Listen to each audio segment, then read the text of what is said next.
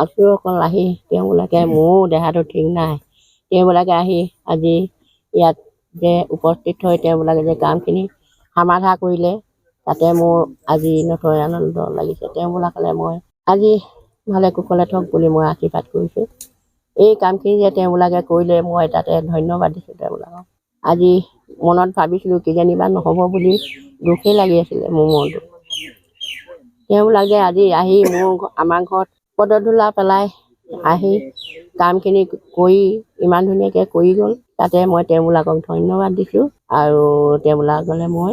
শুভেচ্ছা জনাইছোঁ আৰু মোৰ আজি কথা থাকিল কি যদি এই ঢোলৰ স্কিলটো যদি অকণমান ইয়াত তেওঁবিলাকে বনোৱা হ'লে ভাল আছিলে ল'ৰাটো অকণমান ল'ৰা ছোৱালীবিলাকক বিদ্যা এটা দিব পাৰিলেহেঁতেন যিকণ জানে সেইকণকে শিকালেহেঁতেন এতিয়া মোৰ ফালৰ পৰা চলিবলৈ উপায় নাই এতিয়া মই পেঞ্চনটো নাপালোঁ তেখেতৰ বিষয়ে যদিও মোক পেঞ্চনটো দিলেহেঁতেন তেতিয়াও মই চলিবলৈ ভাল পালোঁহেঁতেন এতিয়া কোনো ফালৰ পৰা মোৰ উপায় নাই মই কেনেকৈ চলোঁ কি কৰোঁ মই ভাবি গুণি উপায় নাইকিয়া হ'ল মই পৰিয়ালটো ল'ৰাই যায় হাজিৰা কৰিবলৈ এই হাজিৰা কৰিবলৈ গ'লেও তেওঁ পায়নো কিকেইটা আজি মোক বৃদ্ধ পেঞ্চনটো দিছে তেওঁ আঢ়ৈশকৈ দিলেনো মই চলিব পাৰোঁনে বাৰু আজি 4 মাহ দিনে 1000 এটা হয় সেই 1000টো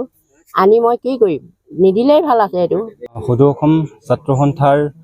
প্ৰতিমা বৰুৱা পাণ্ডে বঁটাপ্ৰাপক ঢোলৰ ওজা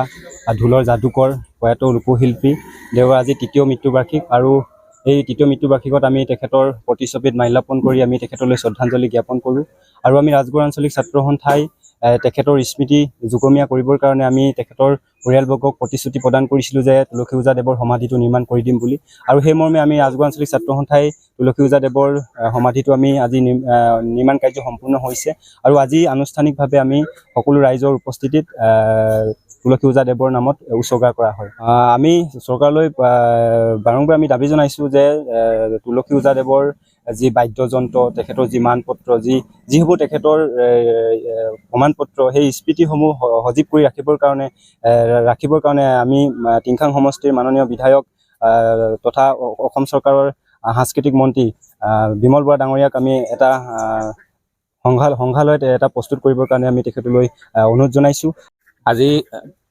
প্ৰয়াত ঢোলৰ যাদুকৰ তুলসী ওজা দেৱৰ 3য় মৃত্যুবাৰ্ষিকী আৰু আজি তেখেতৰ এই পবিত্ৰ 2য় মৃত্যুবাৰ্ষিকীত ৰাজগড় আঞ্চলিক ছাত্ৰ সন্থা আৰু ডিব্ৰুগড় জিলাৰ ছাত্ৰ সন্থাই এটা অতি সুন্দৰ পদক্ষেপ লৈছিল তেখেতৰ সমাধি নিৰ্মাণ আৰু আজি সমাধি নিৰ্মাণ সম্পূৰ্ণ হৈছে আৰু আজি ইয়াত এগছি বন্তি আৰু মাল্যাৰ্পণ কৰাৰ যি ৰাইজক সুবিধা কৰি দিলে তাৰ কাৰণে মই ছাত্ৰ সন্থালৈ আন্তৰিক ধন্যবাদ জনাইছোঁ আৰু ভাবিছোঁ এই স্মৃতি দৰ্পণে আমাৰ ওজাজনৰ স্মৃতি সজীৱ কৰি ৰাখিব আৰু ওজাজনে গোটেই জীৱন জুৰি আমাৰ অসমীয়া সংস্কৃতি সাধনা কৰি গ'ল তেখেতে ঢোলক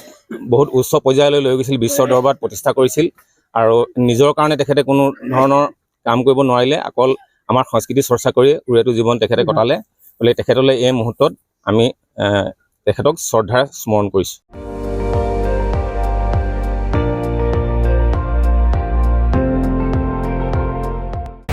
আপুনি চাই আছে ND24 সৰ্বশ্ৰেষ্ঠ নহয় সৰ্বোত্তমৰ দৌৰ